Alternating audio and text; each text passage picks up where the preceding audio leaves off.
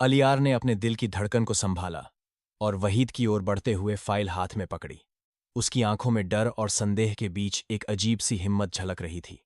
ये सब मैंने तुम्हारे पास इसलिए भेजा है क्योंकि सच का साथ देना जरूरी था, उसने धीरे से कहा।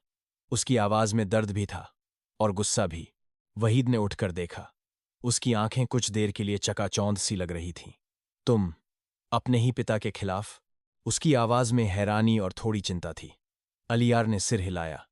मुझे फर्क नहीं पड़ता कि वो मेरा बाप है या कोई और। सच हमेशा सच होता है। फाइलों के पन्ने पलटते हुए वहीद ने देखा कि सेठ दाऊद के सारे काले करतूत सामने थे। उसकी सांसें थम सी गई थीं। ये सच है? उसकी आवाज में घबराहट थी और आंखों में डर झलक रहा था। आलियार ने धीरे से कहा, तुम पिया को इसके बारे में कुछ मत बताना।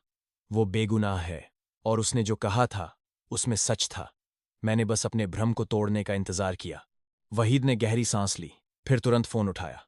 पिया, सावल, यह केस अब हमारे हाथ में है। सेठ दाऊद के सारे गुनाह सामने हैं। अब कोई इसे रोक नहीं सकता। पिया ने फाइल देखी। उसकी आंखें फटी की फटी रह गईं। उसके होंठ कांप रहे थे और हाथ हल्के से बंद हुए। उसने अपने पिता की तरफ देखा और महसूस किया कि उनका चेहरा झुका हुआ है, शर्म और खामोशी में डूबा।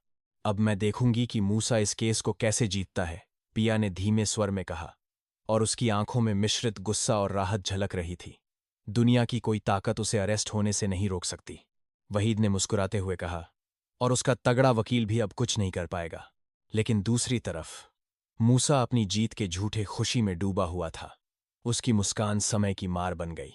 अगले दिन अदालत में पेशी के दौरान मूसा ने महसूस किया कि उसका आत्मविश्वास उसके हाथ से फिसल रहा है।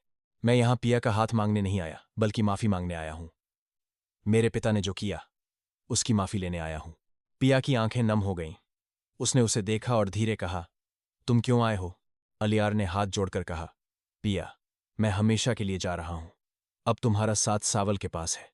उसने साबित किया है कि वो तुम्हारे लिए सही है। अलियार नम आंखों के साथ वहां से चला गया। पिया और सावल की खुशी का